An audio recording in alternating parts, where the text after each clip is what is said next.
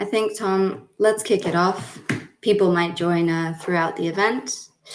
Hey, Brandon, nice to see you here again. I'm really glad that you've been attending our booth. You've been a great participant, and it's been really nice having you. So I hope you enjoy our final session. And my name is Avi. I'm a business developer at SkyNRG. SkyNRG is the global market leader for sustainable aviation fuels. And sustainable aviation fuels are a renewable alternative to fossil jet fuel. And joining me today for this final Verge session is Tom Berg. And he's the Policy and Sustainability Manager at SkyNRG. And today he's going to be talking about SAF policies around the world. So Tom, I'd say take it away. Yeah, thanks so much, Abby. Great introduction. So hey everyone, my name is Tom Berg. Today I hope to talk to you about indeed the different SAF policies that are emerging around the world. Obviously, there's a lot of momentum ongoing at the moment in different regions in the world around new policies. And today I hope to help you make more sense of it all and give you more insights into those nuances around those developments and the key differences as well. So maybe first, Avi already gave a small hint on what are SAFs. I hope to give you a bit more clarity around that before we really dive in. So the key in sustainable aviation fuels is really that you use a renewable resource, and that is really the key to enabling the displacement of a fossil fuel, right? So it begins with the feedstock. Those feedstocks ideally have taken up CO2 in the growth or use of that feedstock. Then you transport, process, and blend the fuel that you produce, and then in the flight, that CO2 is re-emitted. So in that process, you hope to maximize the CO2 savings compared to a conventional jet fuel. And if you do that right, with the right safeguards, the right sustainability constraints, you can ensure that SAF reduces a greenhouse gas impact of over 80%. And if you even capture the CO2 in the various processes, you can even achieve beyond 100% greenhouse gas reduction. Now, you can use different feedstocks to produce a sustainable aviation fuel. We usually distinguish three main categories. So first, it's the waste oils and fats. So an example of that is used cooking oil. However, as you can imagine, that feedstock bucket is really constrained globally because you cannot produce more waste in that category over time, not significantly at least. Then there's the second bucket, which is cellulosic biomass, which is really biomass in its most primary form, and it can be represented in the form of agricultural residues or forestry residues, but also municipal solid waste. And a key thing to consider here is the potential displacement effect that you create while using that feedstock. So to give an example with the cover crops, you need to make sure that when you grow such a crop, it doesn't affect the primary crop that you are producing, because that might lead to additional demand of that crop elsewhere and exacerbate, for example, deforestation. So you really need to make sure that you manage that correctly. And then we also try to, at SkyNRG at least, try to get input from a independent sustainability board, which really helps us in making those right decisions. Then a third category is carbon dioxide. So what you can also do is combining CO2 that you capture either from a industrial point source or from the atmosphere using direct air capture, and then combining that with green hydrogen to produce a fuel and upgrade that into SAF. So three main categories, all with different sustainability considerations, but have the potential to significantly reduce greenhouse gas savings from aviation fuels. Then before we dive further into the potential policies that try to incentivize that around the world, maybe first a bit more about SkyNRG, because maybe not all of you are super familiar with SkyNRG yet. So at SkyNRG, we really pride ourselves of being a global SAF pioneer.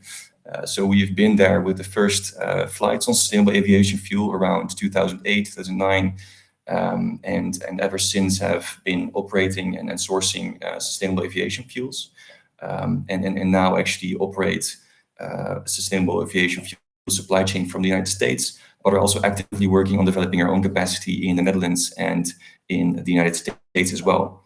So really globally active, and I wanted to highlight a couple examples here of plants that we're developing.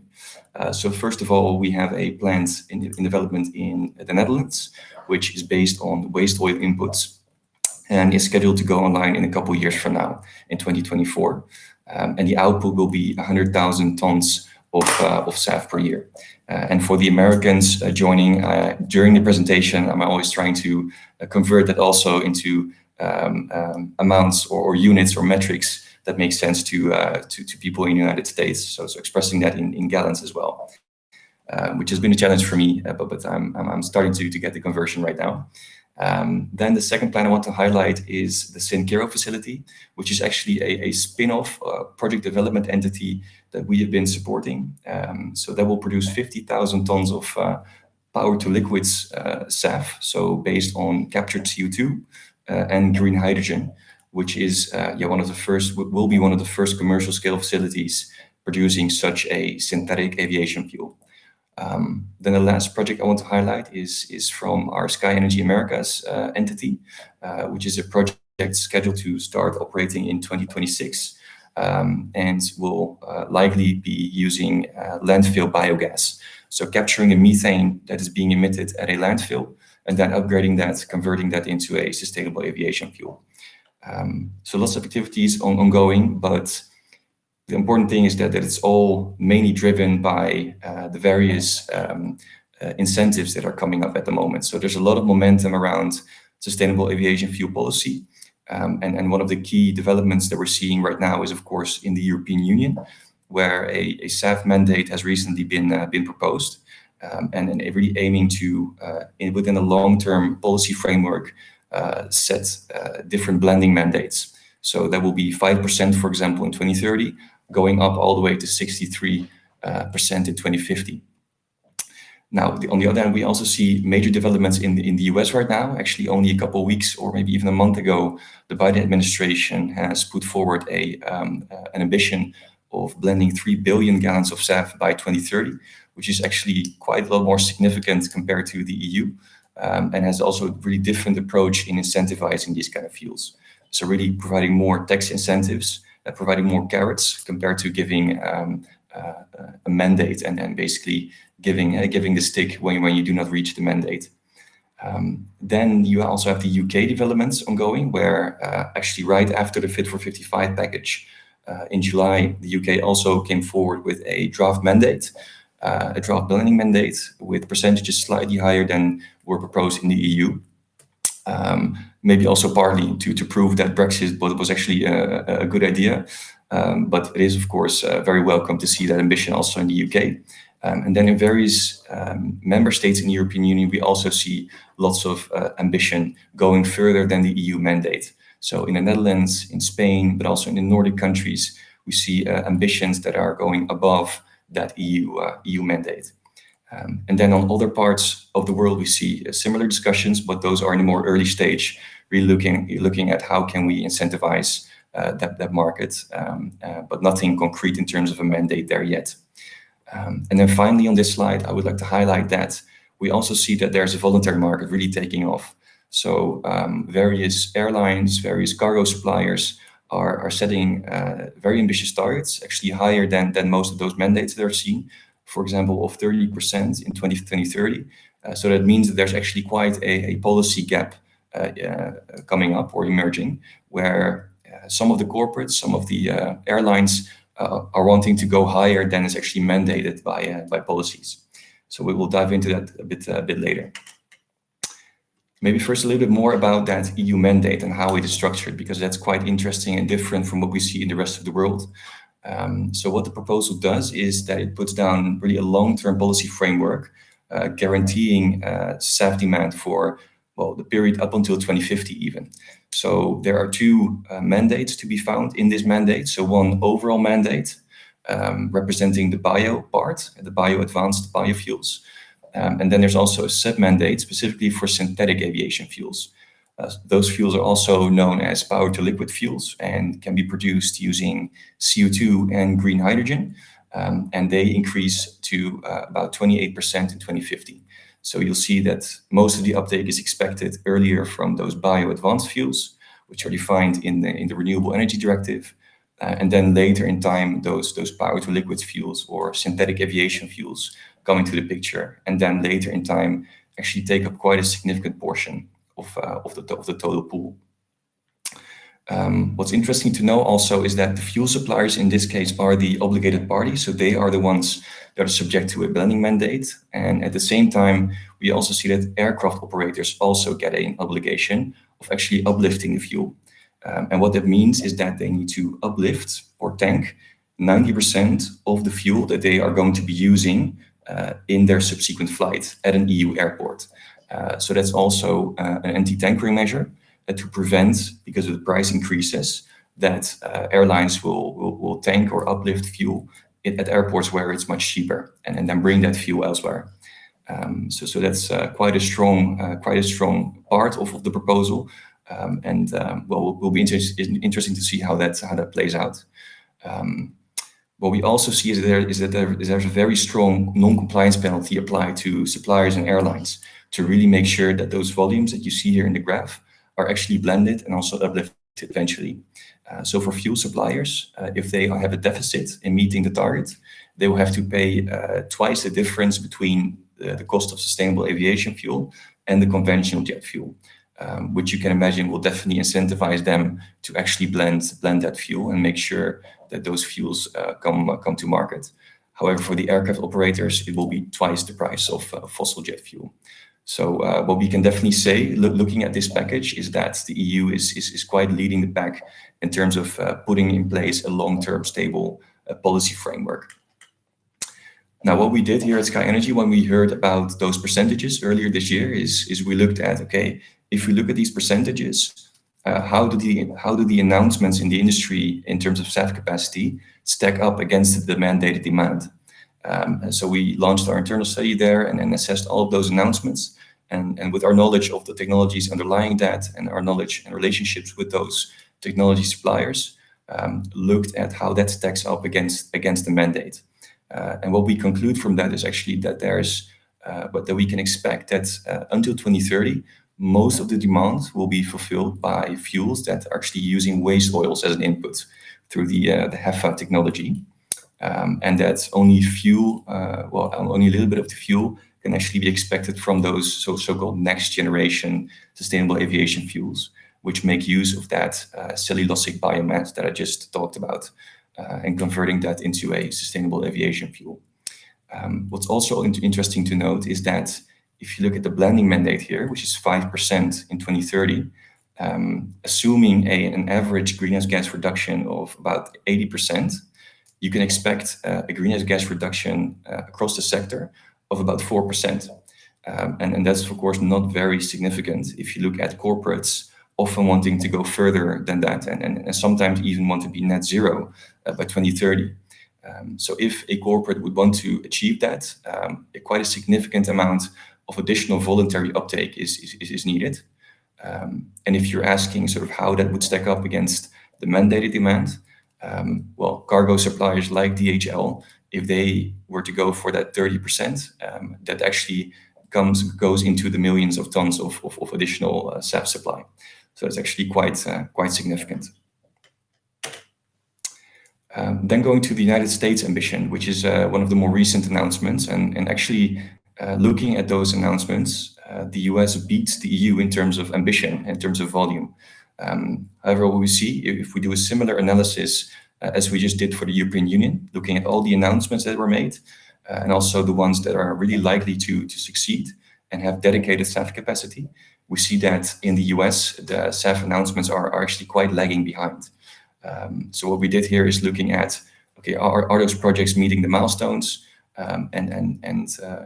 Are the technologies underlying that actually capable of producing SAF?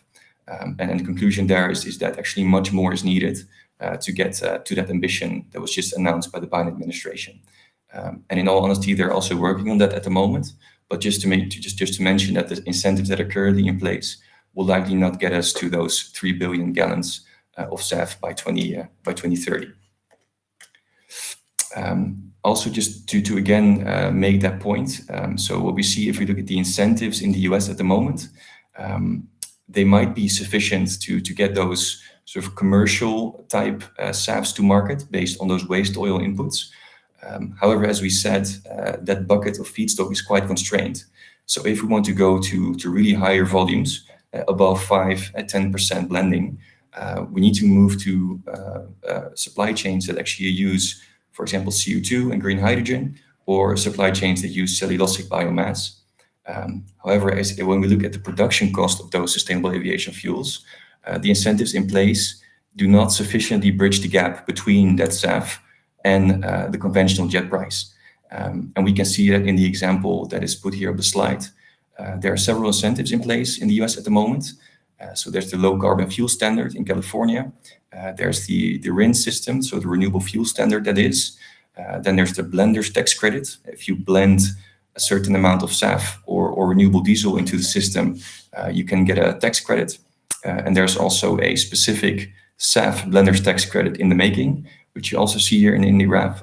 But even then, taking sort of an average production cost for those kind of fuels, you'll see quite a lot of remaining premium there. And what's even more so is that, for example, power to liquid fuels or the synthetic aviation fuels we just discussed are also entirely out of the picture when it comes to the policies available in the United States, whereas they're crucial for achieving those long-term climate targets. Another thing that is under debate at the moment in the US is whether they will allow food and feed crops, yes or no. So that could be waste or oils produced from corn or produced from soybeans. And what we just discussed is also that might exacerbate a land use change. So when you produce such a crop, that might lead to additional demand elsewhere on the world, and lead to undesirable land use change effects and associated greenhouse gas emissions. So really, we should take care that in the United States we don't make the same mistakes as has been done in the biodiesel sector, and do not make use of those kind of feedstocks. Another thing that's I think interesting to think about is, okay, how do we solve that then in the United States, where we don't have such a mandated system, but are currently working with tax credits? Because what you see, if you increase those tax credits a lot, the taxpayer is then paying for those volumes coming to the market, and at some point that may become unjustifiable, because some of those taxpayers will not even be using those volumes. So potential solutions there would be, well, of course, those differentiated incentives and giving more incentives to the fuels that actually need it.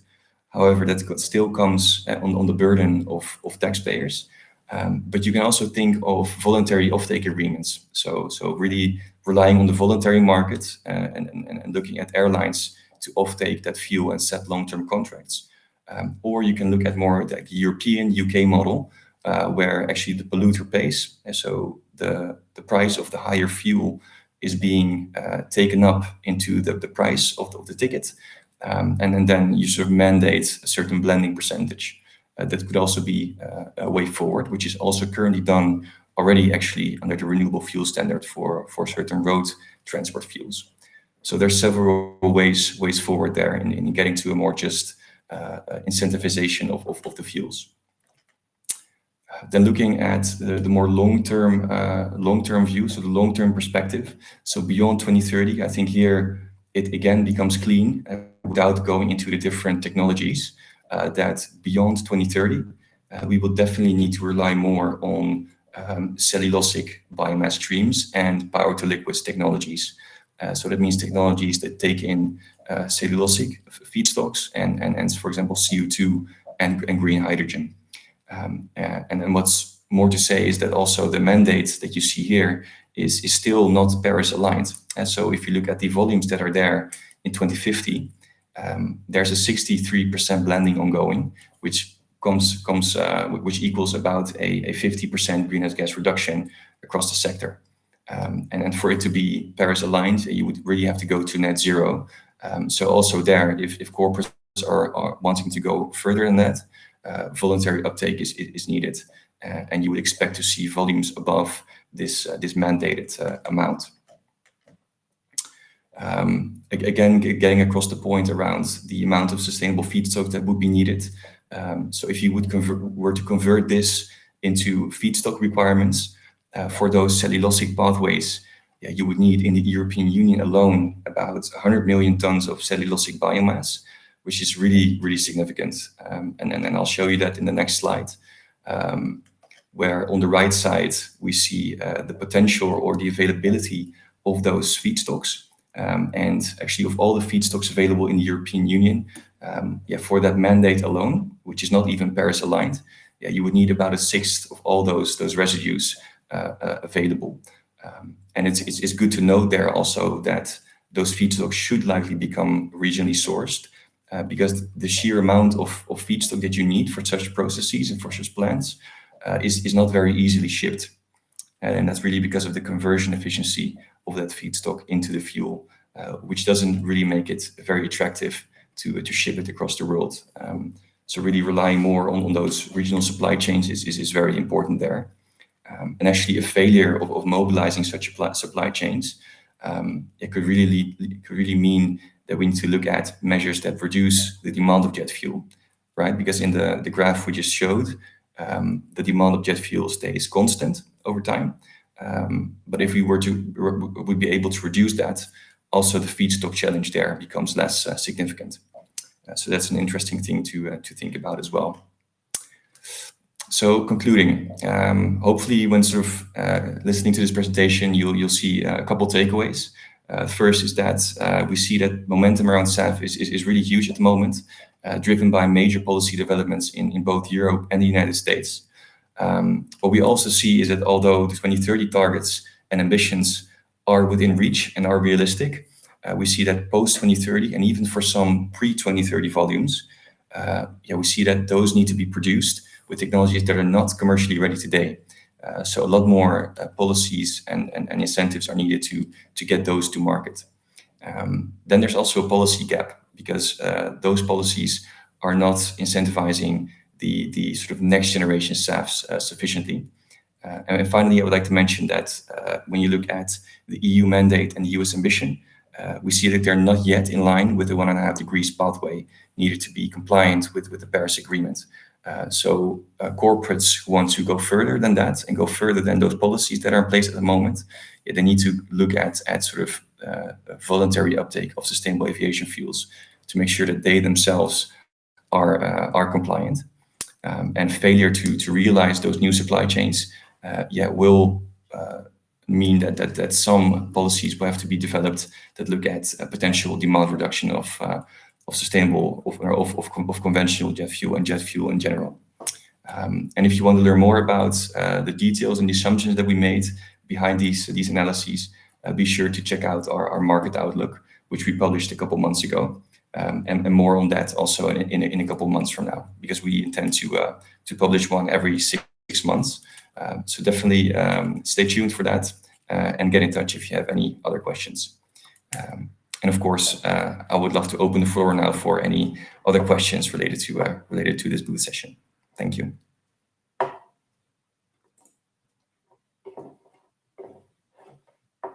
I guess you're muted, Abby.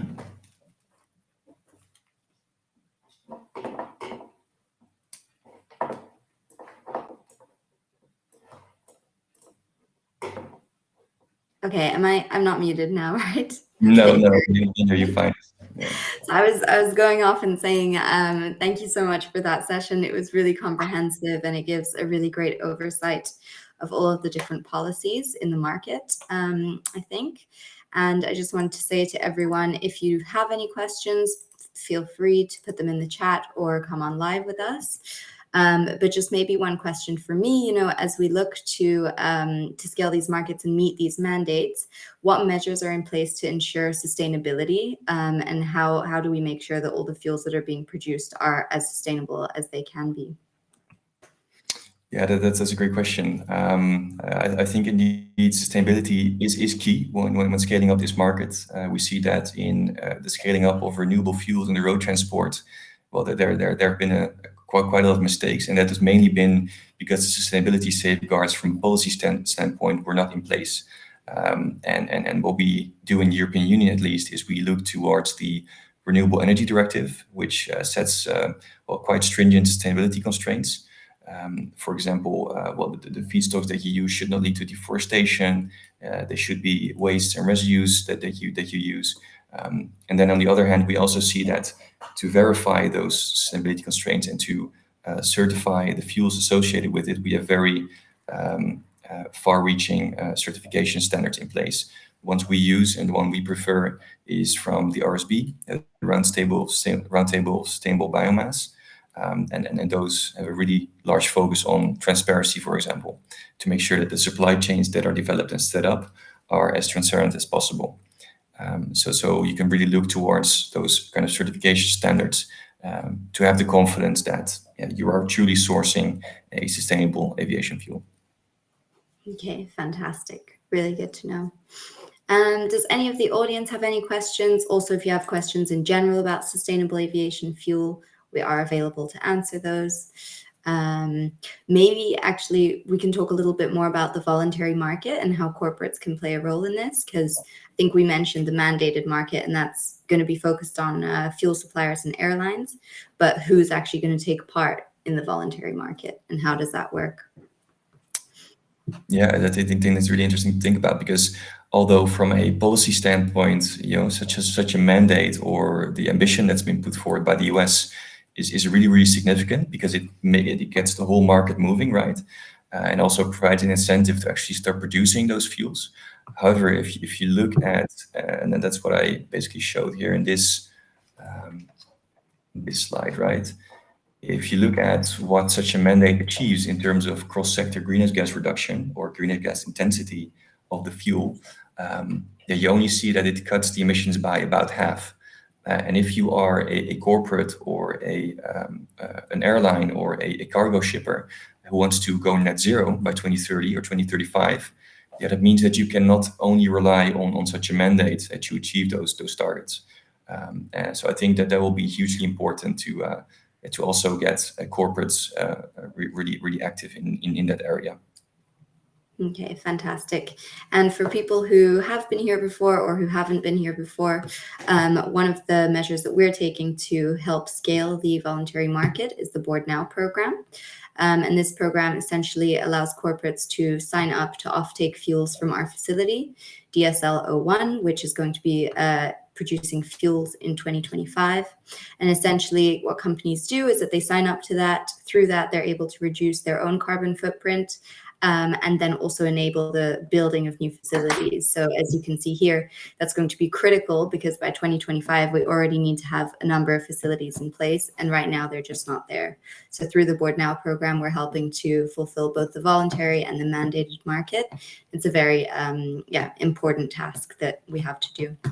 And if you'd like to learn more about that, I can also put the website in the chat.